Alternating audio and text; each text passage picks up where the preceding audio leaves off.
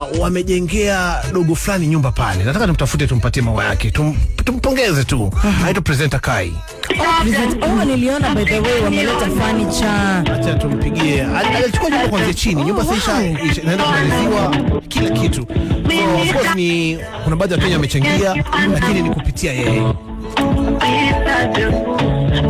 Pokea simu ndugu. Mr. Presenter Kai. Hello bro, vipi? Poa. Huyu ni Clemo na kupigia kutoka Radio Maisha ndugu yangu, uko hewani sasa hivi unavyoongea. Najua imekupata off guard. Nimepata off guard na wewe vipi? Mimi nafikiri uko site tayari. Hapana, leo kazi imepungua, sasa tumejipumzisha sana kidogo. Sema leo relax tu hapo na shemeji yetu mnapumzika. Lakini tumejitayarisha, tunataka kwenda huko. Tumeacha fundi kidogo huko maskani wa mmoja ambaye anamalizia. Safi. Kile ambacho kimefanya tukakupigia simu ama kimefanya nikakupigia simu bro, yani hata nimeibidi kushtukie, ni kazi nzuri ambayo unaifanya. Unajua sometimes unasema mpatia mtu maua yake akiwa hai bado anaweza kuyanusa. So nimekuwa nikifuatilia, of course mimi nakufuatilia, unajua mwanangu, lakini kile ambacho umekifanya cha kile kitendo cha kujengea huyo dogo, of course jana nimeona furniture zimefika pale.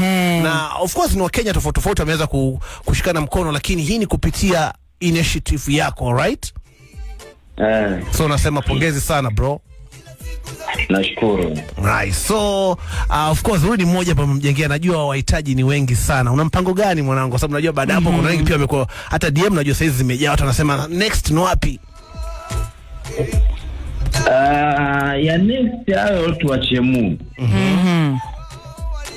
Kwa sababu yeye tu aliomba msaada na tulipofika kwao tukaona kweli anahitaji kusaidiwa.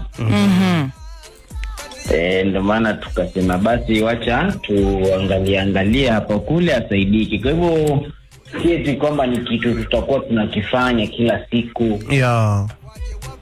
Yani tu roho zetu zilipata huo mzigo ukakuwa mzito kwamba tusaidie. Maana tungemwacha hata saizi hatungekuwa na amani, lakini saizi tunarudi Nairobi kama tuko na furaha, maana mtu amesaidika. Exactly.